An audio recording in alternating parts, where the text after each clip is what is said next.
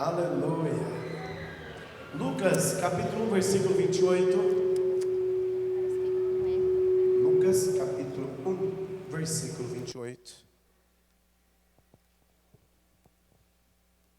Que ambiente leve, né, gente? Meu Deus, que bênção. Lucas capítulo 1, versículo 28, que nos diz assim: o anjo, aproximando-se dela, disse: alegre-se, agraciada, o Senhor está com você. Maria ficou perturbada com essas palavras, pensando no que poderia significar essa saudação. Mas o anjo lhe disse: não tenha medo, mulher. Você foi agraciada por Deus e você vai ficar grávida. Você vai dar à luz a um filho. Ele porás o nome de Jesus. Ele será grande e será chamado Filho do Altíssimo. O Senhor Deus lhe dará o trono do seu pai Davi, e ele reinará para sempre sobre o povo de Jacó. Seu reino jamais terá fim. Aproveitando que vocês estão em pé, último versículo, João capítulo 2, versículo 11. Evangelho de São João capítulo 2, versículo 11, nos diz assim: esse sinal milagroso em Caná da Galileia foi o primeiro que Jesus realizou. Revelou assim a sua glória, e os seus discípulos creram nele. Quantos podem dizer amém? Pode tomar teu assento. Toma teu assento. Amados, eu quero dizer ao pastor Roberto e pastora Priscila que só a eternidade vai revelar o valor desse dia de hoje. O dia que vocês lá estiveram e o dia de hoje. Meu Deus do céu. É bom que a igreja entenda que no mundo espiritual do reino de Deus, duas coisas são importantíssimas para nós humanos. A graça revelou a salvação e a importância dos amigos. A importância da comunhão. E muito obrigado. Obrigado pelo carinho, obrigado pela receptividade. Como a gente precisava desse calor em que vocês nos transmitiram. Sempre, né? E agora o Senhor tem usado vocês mais de perto. Muito obrigado, viu? E a feijoada sem comentário. Tá demais. Amém? Pastora Ivete, essa esposa maravilhosa que Deus me presenteou. Muito obrigado, viu? Pela paciência comigo. O meu filho de 20 anos está completando, meu filho caçula está completando 20 anos hoje. Pastor Kelvin, faz assim, queridão. Irmãos, o pastor é pela fé, viu? O Kelvin, filho caçula, completando 20 anos, entendi o quanto eu estou velho. Deus abençoe. Foi apresentado aqui o meu genro. Meu genro, é possível ser genro de um sogro sem ser amigo dele. E o Kevin ultrapassou essa fronteira. Ele conseguiu ser genro e amigo meu. Não é diferente do pastor João Bosco, que é meu cunhado. E é possível você ser cunhado de alguém e não ser amigo dele. Pastor João Bosco, ele é meu cunhado e ultrapassou a fronteira e se tornou o meu grande amigo, confidente. Deus abençoe. Pastor Ivone, sem comentário, viu? A Emily, essa pequena filha, Deus abençoe. A Gabi, espetacular essa filha sua também, né? Essa galera é demais. Deus abençoe de coração a vida de todos vocês. Pastor João Bosco, irmãos, ele é diretor de ensino lá em nossa igreja. E o pouco que eu sei foi reciclado por ele. E outras coisas más eu aprendi novo com ele. E é interessante que conheço poucas pessoas que conhecem o original como ele, tanto no grego como no hebraico. Que Deus te sustente assim, viu, queridão? Deus abençoe mesmo. E agora, 6 horas, quando eu cheguei, pude pegar a oração aqui com os músicos. E o culto começou com um louvor maravilhoso, tal. E aí veio a experiência do testemunho do nosso irmão na área do esporte. Aí veio os avisos, veio o testemunho desse irmão na vida de quem é contribuinte. Gente, que leveza, que lugar gostoso. Dá para ir até meia-noite esse culto aqui? Dá, pastorzão? Tá fácil pregar. Eu sei que você que gosta de pregar, você está doidinho para vir pegar esse microfone aqui, né? Tá fácil pregar aqui hoje. Você dedilha aí? Amém? Fica à vontade. Amados, o texto em que li fala a respeito do nascimento de Jesus. E o segundo texto em que li fala sobre o pontapé inicial do ministério de Jesus. Então, eu quero dizer aos irmãos que 2 semanas atrás, eu liguei para o pastor João Bosco como diretor de ensino e disse: ei, a congregação do Santa Eulália precisa de uma série de mensagens, de uma campanha. E nessa campanha uma série de mensagens vai ser ministrada. E a gente precisa de um tema. Bora orar junto?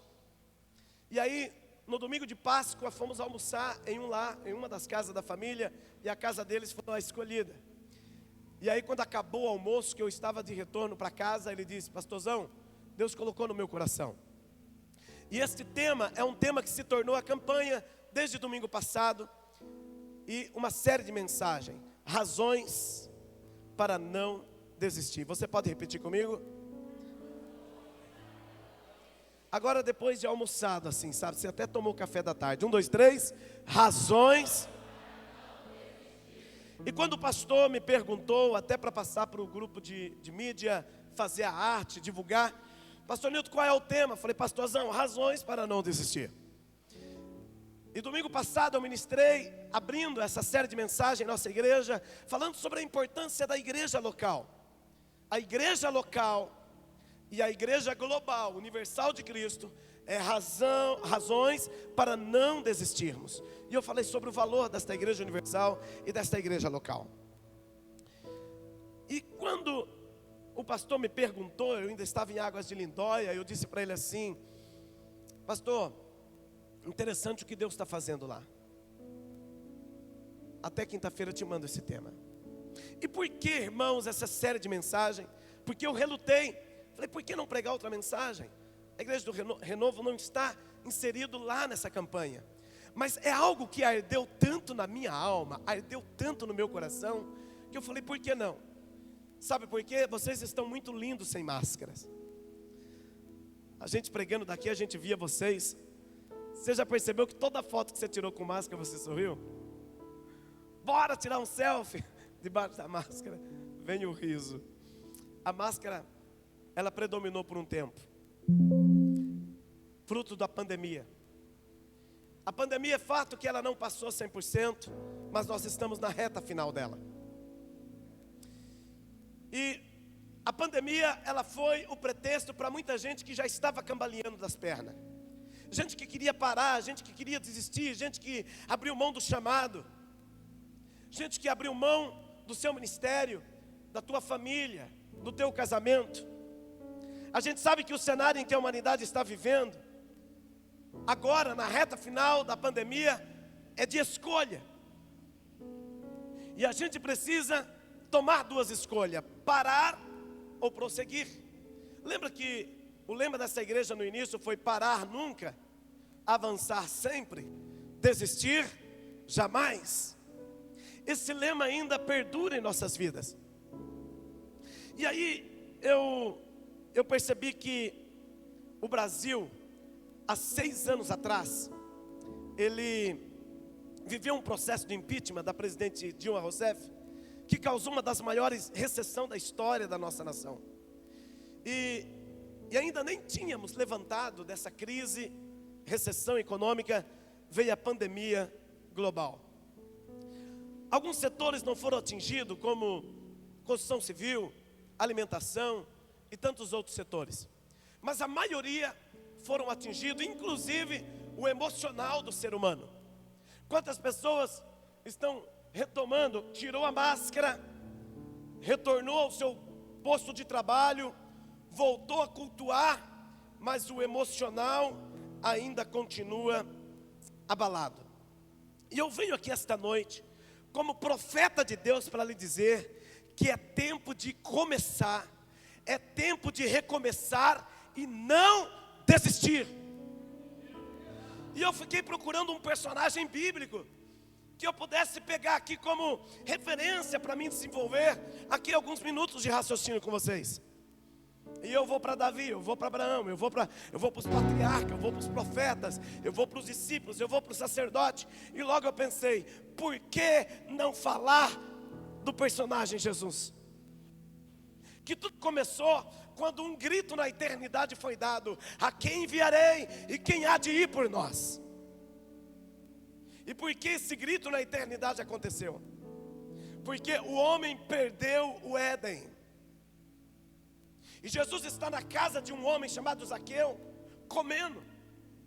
Irmãos, quando eu leio Lucas 19, eu imagino Jesus com boca cheia. Eu não sei quanto a você, quando eu estou perto de uma pessoa que eu dispenso formalidade, eu fujo da educação e falo um pouquinho com a boca cheia.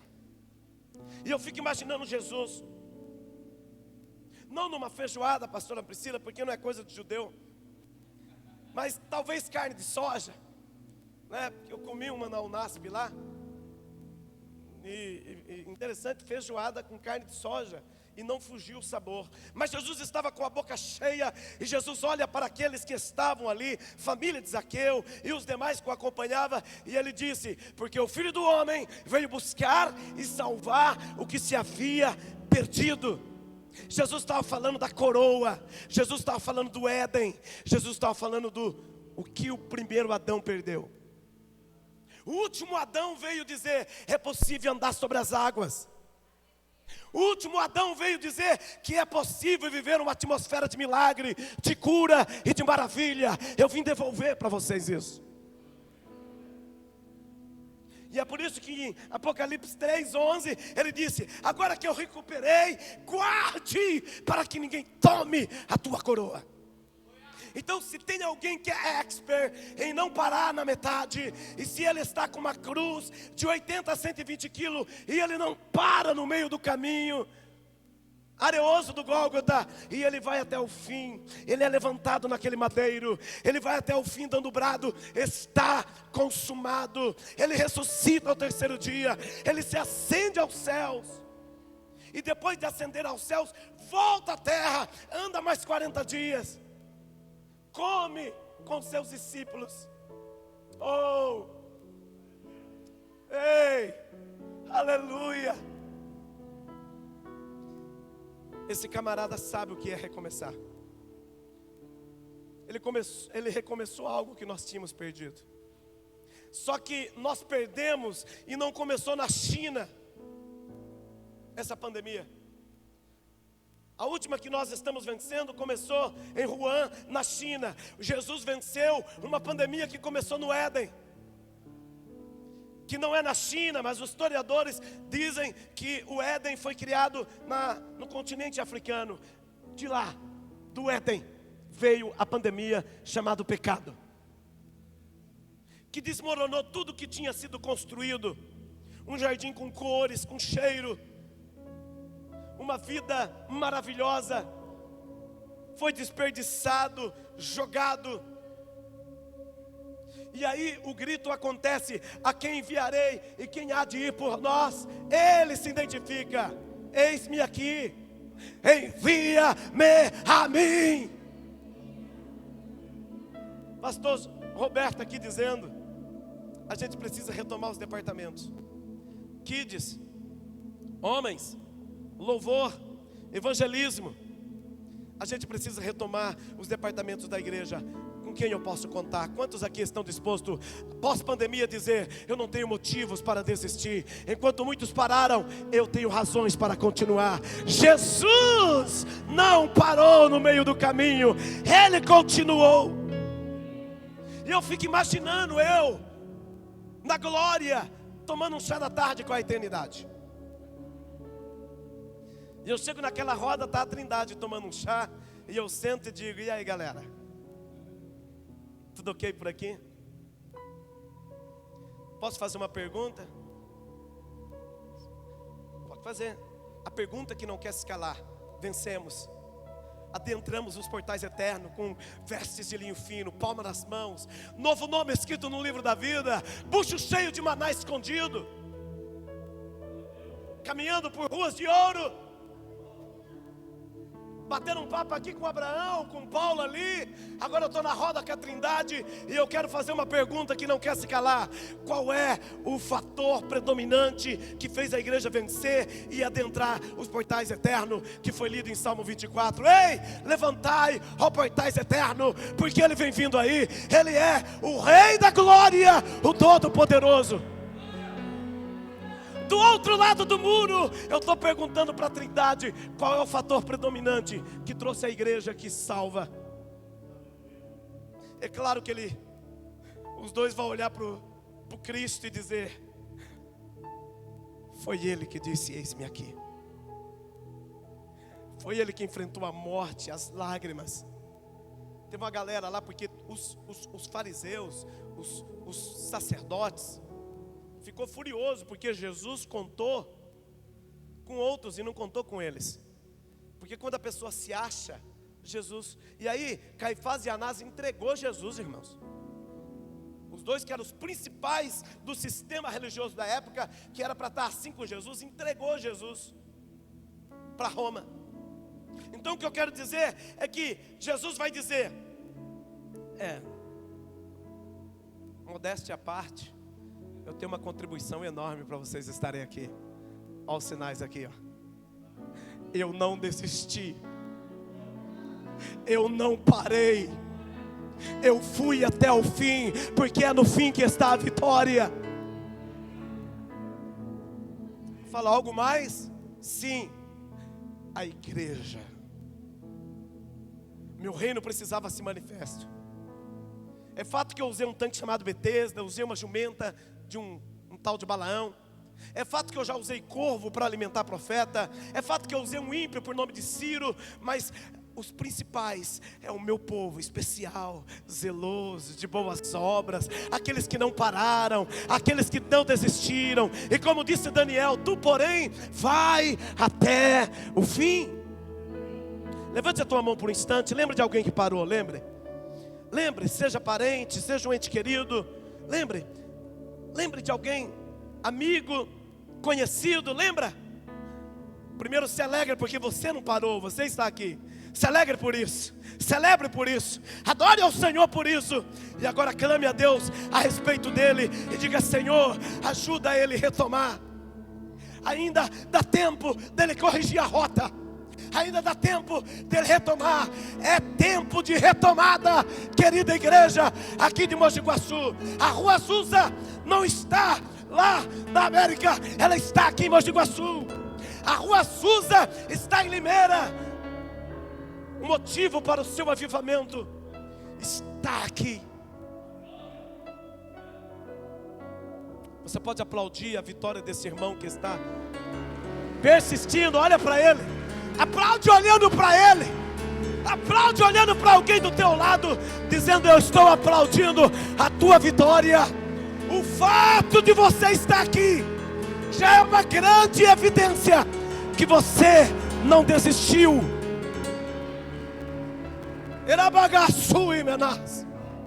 Aleluia, aleluia, aleluia. É tempo de recomeçar, começar e não desistir. Ser ferido é inevitável.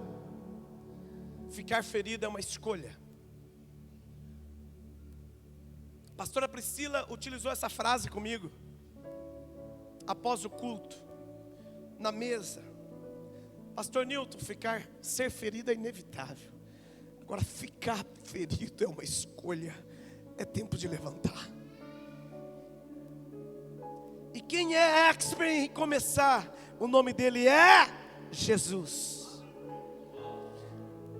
Fica a dica, lembra? Hashtag fica a dica. Lembre-se, Deus não responde à nossa necessidade, Ele responde à nossa fé. Esticar o bico, não vou mais. Deus não se move a seu favor.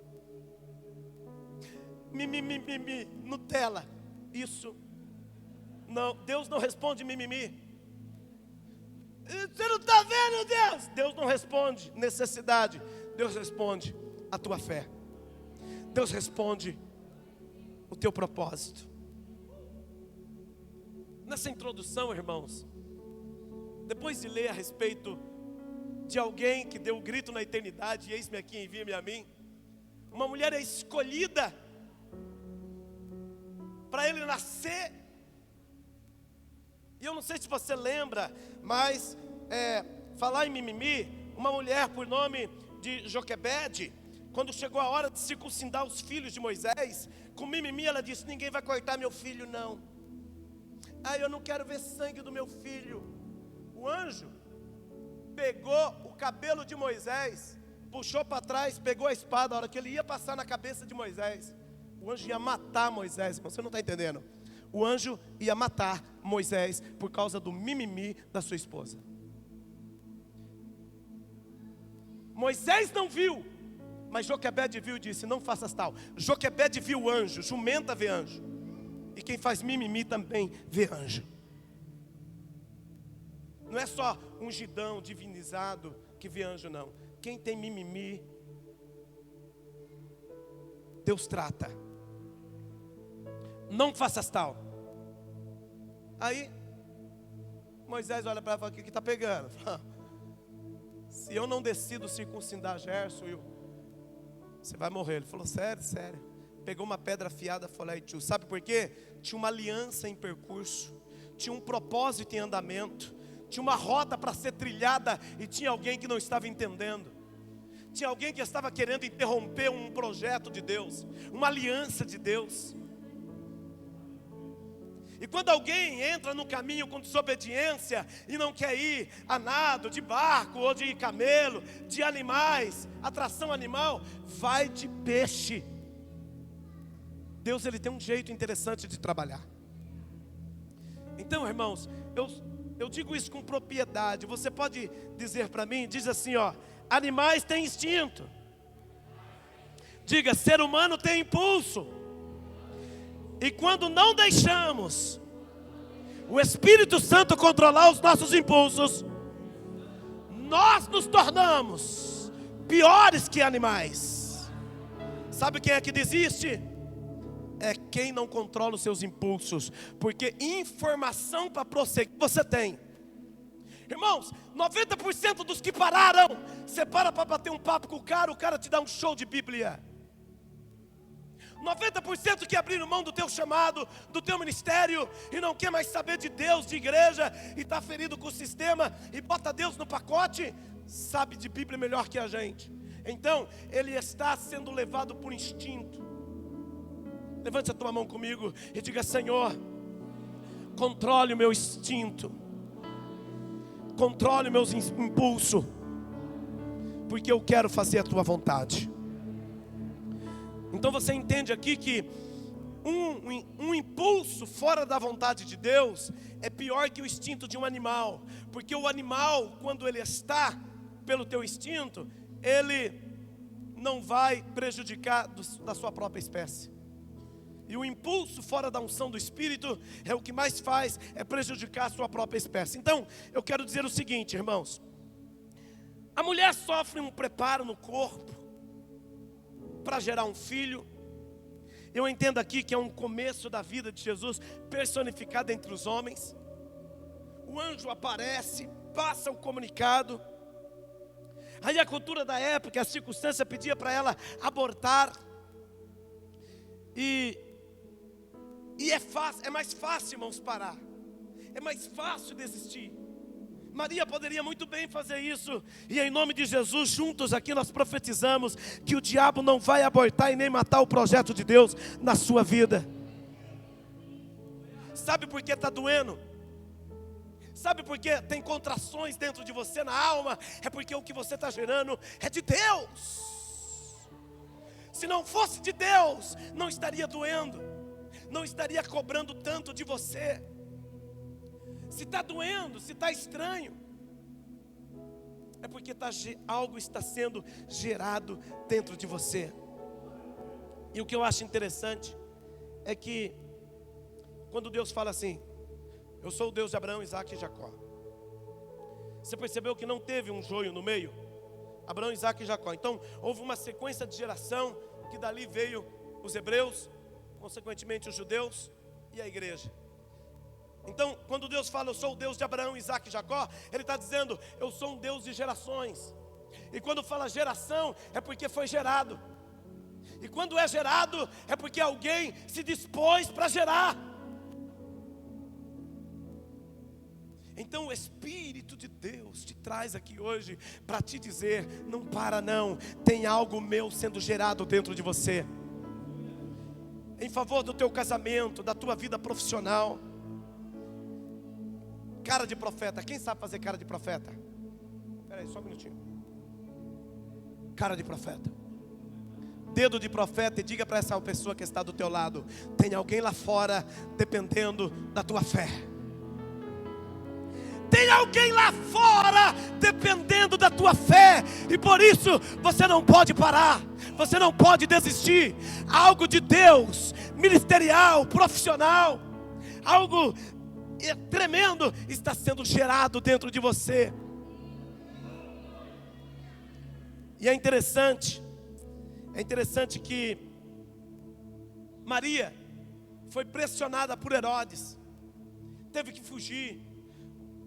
E mesmo depois de nascido, não tem problema. Depois que nasce, para nada, irmãos. Jesus com 2 anos, fugindo para o Egito.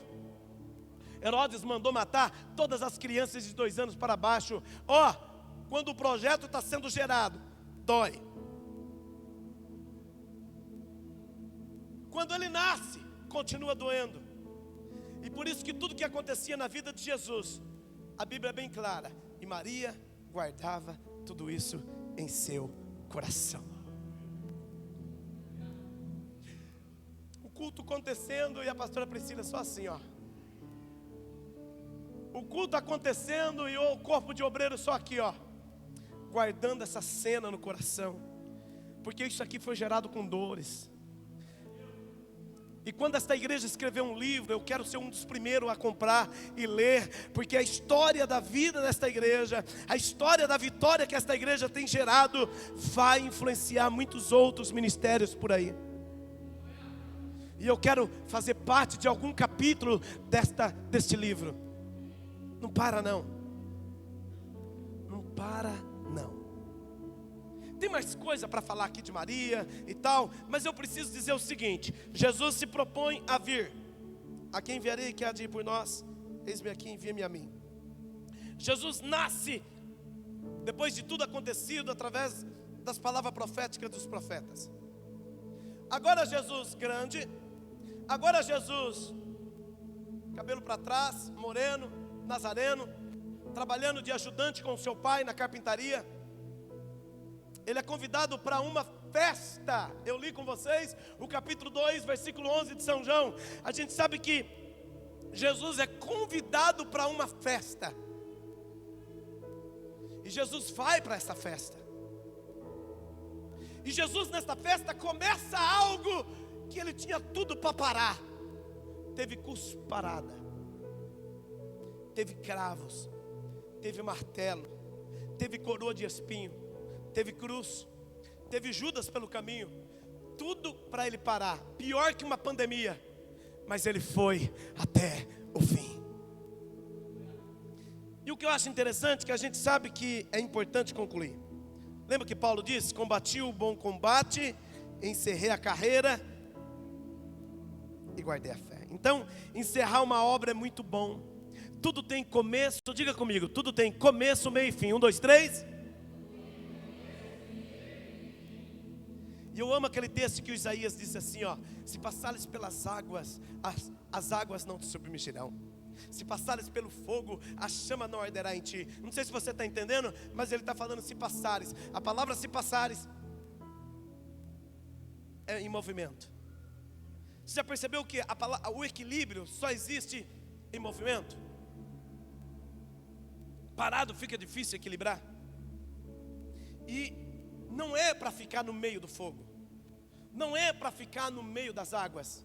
Não é para ficar no meio do deserto. Não é para ficar no meio da tempestade. Vai passar. Diga comigo, 1, 2, 3.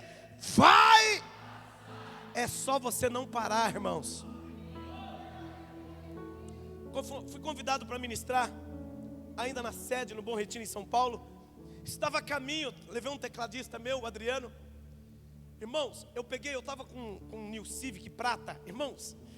Mas deu uma tempestade tão forte que começou a furar a lata da frente. Depois eu tive que levar no martelinho de ouro.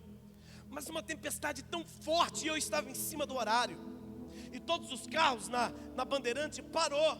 Eu falei para ele, a gente não pode parar, eu estou em cima da hora para chegar e ministrar. E aí, eu fui devagarzinho com o pisca-alerta ligado. Acredite, senhoras e senhores, com menos de 10 minutos a tempestade ficou para trás. E houve um sol que eu tive que pegar o óculos de sol no porta-luva e botar na cara para continuar chegando em São Paulo. A tempestade ficou para trás, porque eu não parei. Aí a pergunta que eu fiz para o meu tecladista: quantas horas essa tempestade vai cair naqueles carros que estão parados lá? O segredo é não parar. O segredo é não desistir. Deus te trouxe aqui para te dizer razões para não desistir. Oh meu Deus, aleluia, aleluia, aleluia. Queridos, eu percebo que qualquer erro no início, por mais pequeno que seja o grau do erro no começo, lá na frente traz uma diferença enorme. Quanto mais tempo andarmos em pequenos graus errados, maior a escala para corrigir a rota lá na frente. Deixa eu explicar para você. Se eu estou numa escola de tiro e eu preciso acertar um alvo onde está aquele extintor lá, ó.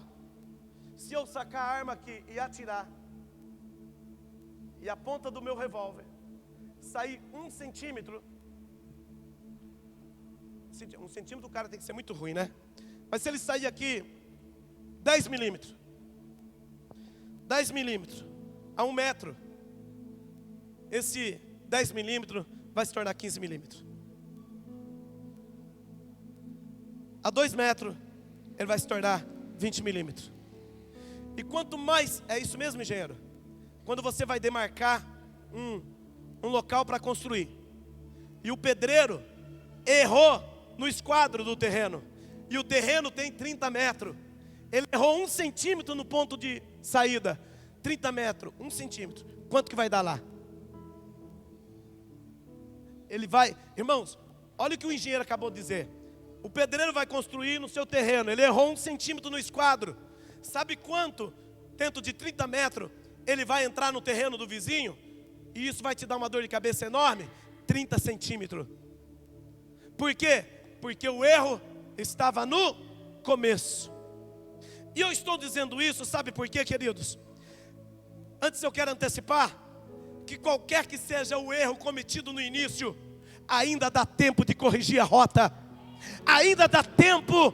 Você não tem razões para desistir, porque começou um casamento errado, porque começou uma vida profissional errada, porque aconteceu um ministério de forma errada na tua vida. Ei, enquanto há vida, há esperança. Então veja só, olha aqui para esse nariz aqui, ó, que segura o óculos desse pregador. Escute isso. Jesus começa algo grande em um pequeno lugar. O lugar todos sabemos que é Caná. É uma vila fora do sistema do centro de adoração. O centro de adoração é Jerusalém. Não tinha ninguém elitizado. Havia apenas pessoas, na sua maioria caipira, lá em Caná. Aquela comunidade pobre. E olha o que Jesus faz. Do nada, Ele faz o tudo. Do vazio para o cheio. Jesus começa da beira para o meio. Irmãos, Jesus, Ele está numa festa. E quando eu li João capítulo 2, versículo 11, você percebe que João não fala nem o nome do casal que está casando. Era alguém sem expressão para a sociedade da época. Mas Jesus estava lá. Irmãos, Deus tem um meio para nos levar até o destino. E as coisas precisam ser do jeito dele. Coloca a mão no teu coração e diga assim: do jeito de Deus é melhor. Aí você diz assim: Senhor Deus, chega de fazer do meu jeito, eu quero fazer do teu jeito. Olha que coisa interessante, irmãos. Aqui Jesus iniciou por causa de um grito. Alguém gritou: acabou o vinho! E onde houver um grito, é um bom lugar para começar algo. Pastor João Bosco, eu ouço um grito no Jardim Vista Alegre. E aonde há um grito, é um bom lugar para começar algo novo. E é interessante que houve ali um grito de verdade, de espírito. A gente sabe que o fim do vinho foi o início do ministério de Cristo. O fim de uma coisa boa pode começar algo glorioso, algo melhor. Olha, irmãos, que necessidade a gente tem de sermos sensíveis à voz do Espírito Santo. Fazer a leitura da situação, que o Senhor nos livre de priorizar algo errado. Entenda isso. Repita comigo, problema, não, mais forte, problema é parte do destino. Diga, atrás de um problema existe sempre uma grande solução. Acabou o vinho, vergonha. Até a lua de mel do casal no momento estava estragada. Sabe aquele T maiúsculo? Não ia ter nem na lua de mel. Acabou até a graça da lua de mel, irmãos. Sabe o que acontece aqui? Jesus estava lá.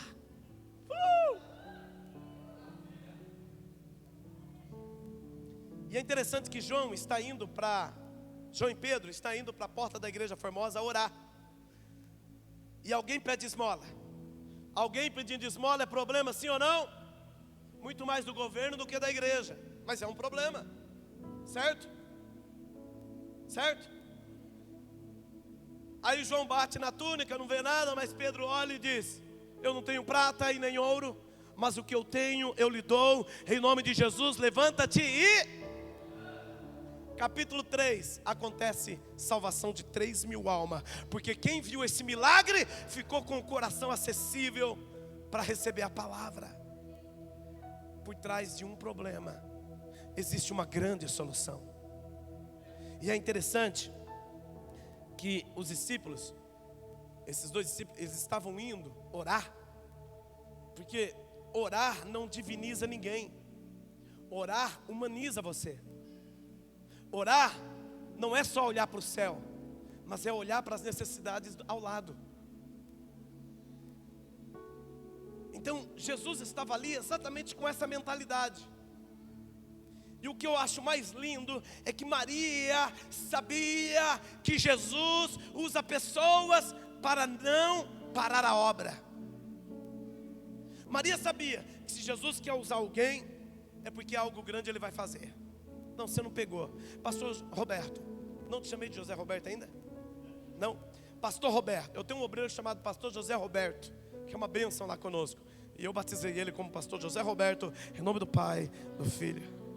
Pastor Roberto, veja só.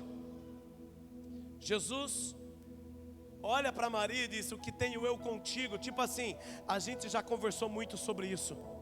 Irmão, qual que era o bate-papo de Jesus lavando louça em casa? Varrendo a casa. Era o tempo do seu ministério quando ia chegar. E Jesus olha e fala: mulher, o que tenho eu contigo? Aí Jesus manda um servente. Irmãos, serventes enchendo talhas. Diga comigo, 700 litros. Provavelmente a caixa d'água da tua casa, se não for 1.000 litros, é 500. 90% das casas, porque o telhado, quando é muito alto, coloca 1.000 litros dentro. Mas a caixa d'água de 500 litros, ela cabe em quase todo modelo de telhado. Então o 500 litros é aquilo que você conhece. Imagina 700. Pois é, os serventes estão enchendo uma talha de 700 litros d'água, e os serventes não sabiam o que ia acontecer. Eu já vivi isso. Eu estava caminhando, eu não parei, eu não desisti, eu só avancei, eu só continuei, eu só prevaleci. Não sabia o que ia acontecer, mas eu estava debaixo de uma palavra, eu estava debaixo de uma obediência. E sabe o que aconteceu? O mesmo servente pega lá, irmãos, olha a cena. Pega a água, enquanto caminha em direção ao mestre-sala, se transforma em vinho. Eu não sei se você entendeu, mas Deus usa pessoas a vaca que desista, o urubu que desista, o cavalo que desista, mas pessoas, obreiros, gente usada por Deus como você não pode parar. Nós precisamos continuar. Pastor, mas eu não tenho cargo. A Bíblia deixa bem claro, Maria sorriu. A hora que Jesus olha, sabe, irmão, quando você dá um indulto, quando ninguém está esperando, vai acontecer essa semana, todo mundo fala assim, o cara. Aí quando Jesus olha assim, fala assim, serventes, vai lá. Maria olhou e falou assim, vai acontecer. Irmãos, quando o milagre vai acontecer, você percebe na atmosfera. Tem água, tem talhas, tem mestre-sala, tem serventes, tem o grito de socorro. O nome disso, pastor Roberto, é atmosfera de milagre. E aonde tem atmosfera de milagre, o milagre está prestes a acontecer. Toda ferida para sarar, ela primeiro inflama. Porventura, se o teu problema chegou a um nível insuportável, é porque o milagre está mais próximo do que você pode imaginar. Não pare! Coloque-se em pé, por gentileza. Eu preciso terminar, meu horário já deu ali. Feche os teus olhos. Feche os teus olhos. Ministério de Louvor, pode ficar à vontade para me ajudar aqui. Aleluia, aleluia. Irmãos, eu estou sentindo esse lugar tão leve. Eu estou vendo que você está com o coração acessível para esta palavra. Sabe, irmãos, Jesus, ele sempre olhou para as pessoas, nunca com incredulidade, sempre com empatia. Ele sentia íntima compaixão, ele chorava pelas pessoas. Deus não brinca de esconde-esconde. E tudo para acontecer um milagre já está na tua vida. Deus só começa algo onde a atmosfera já está pronto. Então não é hora de parar. Jesus tem um jeito diferente para trabalhar. Feche os teus olhos, você que é batizado com o Espírito Santo, você que tem o dom de línguas estranhas. Ei, ainda de olhos fechados, se manifesta dons espirituais na tua vida. Se há palavra profética, se há visão, se há no teu coração uma revelação transcendental, é o culto propício para você dar lugar. Deus é testemunha, como você tinha motivos para ter parado, mas você não parou. Bendito seja o nome do Senhor pela tua vida. Jesus começou com novos convertidos. A Bíblia diz que os discípulos creram nele. Recursos só vem quando um projeto começa. Não dá para seguir ninguém parado. Por isso que Jesus disse, se é para começar agora algo, eu vou começar algo de novo. Eu não vim até aqui para desistir. A gente continua lendo o capítulo 3 de São João. Quando Jesus tromba com Nicodemo, ele já tinha uma igreja pronta. O ministério começa no capítulo 2, mas no capítulo 3 ele já tinha uma igreja pronta. Ele já estava diante de uma vida preciosa, dizendo, eu tenho obreiros, eu tenho diáconos, eu tenho tesoureiro, eu tenho músicos. Ei!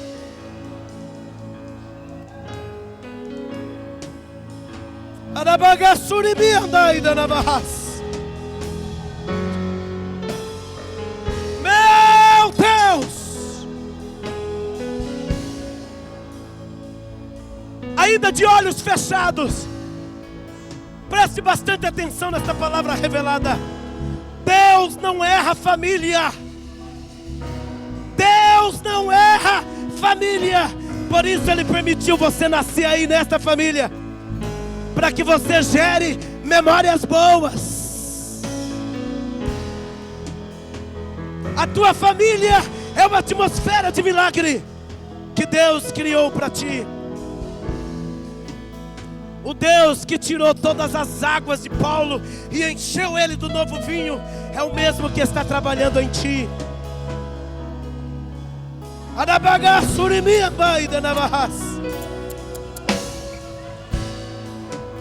Eu profetizo, o teto que a gente enxerga hoje, pastor Roberto, será o piso dos nossos filhos. porque o diabo não vai abortar esse projeto dele. Você não pode parar. Aliás, você tem vários começos.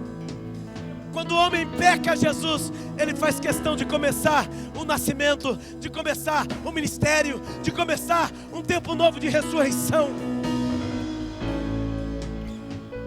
De calabassura e me andai de navarras. Com as mãos levantadas. Pai, a gente sabe que quando vivemos uma vida repetitiva do sofrimento, a gente vai criando um mecanismo alternativo de sobrevivência. E aí a gente vai se adaptando nele, e é por isso que a gente para. E se esta igreja crê que foi o Senhor que nos trouxe lá de Limeira, que o espírito de profecia está aqui, falando pela minha boca, independente do caos, dos Herodes, da falta do vinho que essa pessoa tem vivido, seja nas emoções, no casamento, nas finanças, a questão é que ele sobreviveu, e aqui está ele, Senhor. Obrigado por esta palavra de livramento na vida dele. Obrigado, Senhor. É tempo de se posicionar, é tempo de começar. Ei!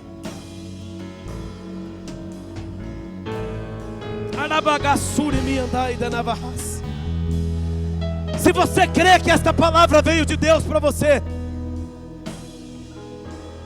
se você crê que Deus está levantando você para um outro patamar, porque você está se posicionando no reino espiritual, dá um passo à frente. Dá um passo à frente. Chega aqui, eu quero orar por você. Chega cá, igreja, chega cá. Dê um passo à frente. Eu quero orar por toda esta igreja. Eu quero clamar a Deus por você. Ei, você não vai sair daqui do jeito que você chegou. Em nome de Jesus, vem fazer um aglomerado de pessoas aqui na frente. Sai do teu lugar. Venha cá. Venha cá. Venha cá. Venha cá. Igreja, venha cá. Venha cá. Esse ato de vir à frente é um ato profético. Esse ato de vir à frente é um ato dizendo: ei, Deus, eu quero esse negócio aí. Parar nunca. Avançar sempre. Desistir jamais. Erabagassuri me andai da navarras. A minha oração é que o Senhor quebre todos os olhares fulminantes, desfaça todos os milagres, ou seja, faça todos os milagres e desfaça todos os bloqueios de corações. A gente sabe que a comunicação de duas gerações é muito difícil, a ponto da gente querer desistir, mas Deus tem um propósito na tua casa.